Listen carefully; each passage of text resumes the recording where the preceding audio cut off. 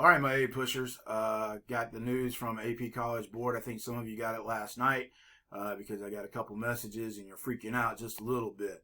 I know they always like proving Big Dub wrong, and so they decided they were going to give you a DBQ. Now, I know some of you are scared of this, but to be honest, this is kind of a grand slam for you guys. And looking at it, I'm confident that you're going to be able to do this, okay? It is no more than what we've been doing in class. Actually, it's going to be a little bit easier. I think you got this. I'm looking forward to reading your DBQs after spring break when I can get a hold of them. And so what I'm thinking about is that after I get your DBQs read and graded, that we can have individual one-on-one Zoom conferences to talk to you about where you can get stronger and where you can possibly score better with the new format that's going to be for the test. Now, the good news is the test looks like it is going to be a fairly simple DBQ. And this is why I want you to think of this not as, oh my God, they're giving us a DBQ, but oh my God, they're going to let us do a DBQ. Because here's the deal, you only have 5 sources now, okay? That's taking 2 sources out. One of those sources is going to be a non-text based source. So that means it's going to be a political cartoon, a graph, a chart, something that is non-text, non-have to read. Now, you will have to be able to decipher it and use it to describe and support your thesis. But that means you only have 4 text sources that you have to break down. Here's the great part about it, okay? And my eyes are going to be dropping a little bit because I made some notes. But it is a thesis.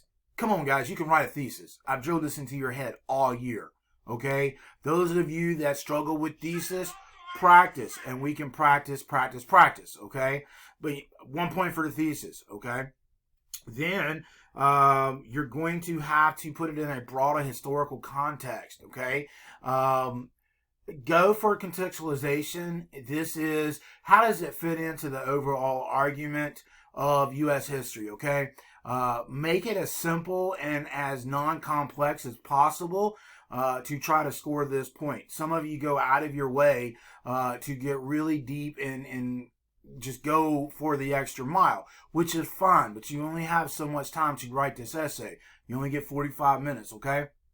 So in looking at this, you need to make sure that you just try to go with the most easiest contextual format that you can. How does it fit into the big picture of U.S. history? What happened before that led up to it? What happened after it because a result of, okay? Plain and simple. Keep it simple, stupid. The KISS strategy. All right. Use at least 4 documents, okay? 4 documents. No, if you only have 5 documents and they're telling you to use at least 4, then why not go for 5? Okay, just use all of them. Whether you use them correctly or not, use all 5, okay? Now, the good thing is that you only, instead of 1 piece of outside evidence, you can score an extra point for 2 pieces of outside evidence. Now, and I'm going to break that down for you in just a minute. On the normal 7-point rubric, when it's the whole big 7 documents, you only get 1 point for outside evidence. Well, now you got an opportunity to score 2 points for knowing your stuff, for knowing your jelly, okay? That's why the jelly has been so important. That's why the reading has been so important. That's why these reading packets that I've given you are so important, all right? Now, here's the great part.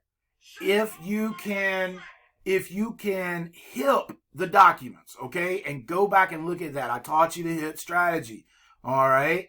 If you can hip the document, the historical context, all right, the purpose, the point of view, hip the documents, okay, the importance, then you can score extra points. Because if you hip at least 2 documents, okay, or are able to hip at least 2 documents and pull one of those pieces, just one of those pieces, point of view, purpose, history, situational, whatever, and you can tell why it's important and why it relates to your thesis for this prompt, you are going to score extra points, okay?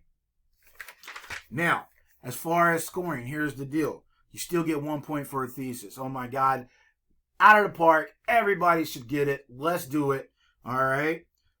1 point for using just 2 documents. Just using 2 documents.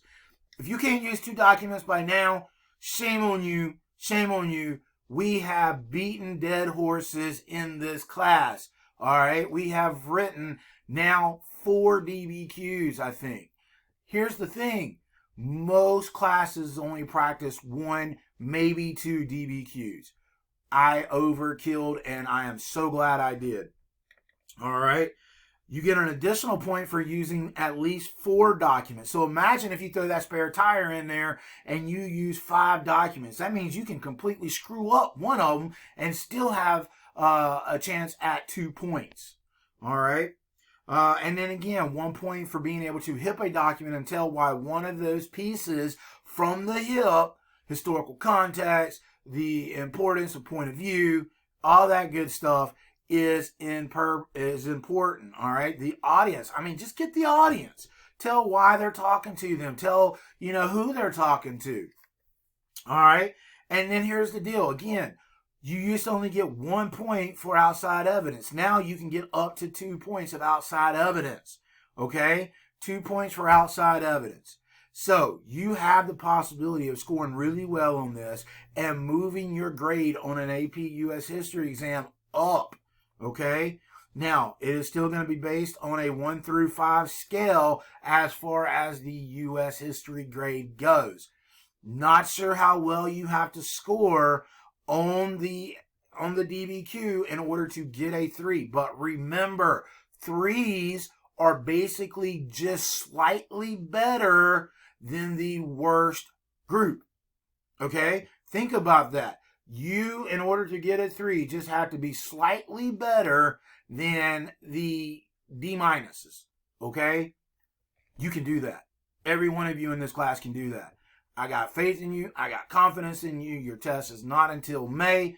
We can get this done. We can work on this together. That's what I'm here for. Don't hang your heads. We got this. You got this. I know you do. I'm proud of you. I'm excited about this opportunity for all of you. And don't freak out, okay? I know who you are. I know you got to breathe. All right? Take a deep breath. We got this. I'm here for you. Even if you're at your house and I'm at my house, we can do this. All right? Enjoy your spring break. Have a good time being quarantined. But be safe and let's get this done. We will get on it hard after spring break. Big Dub, out. Peace.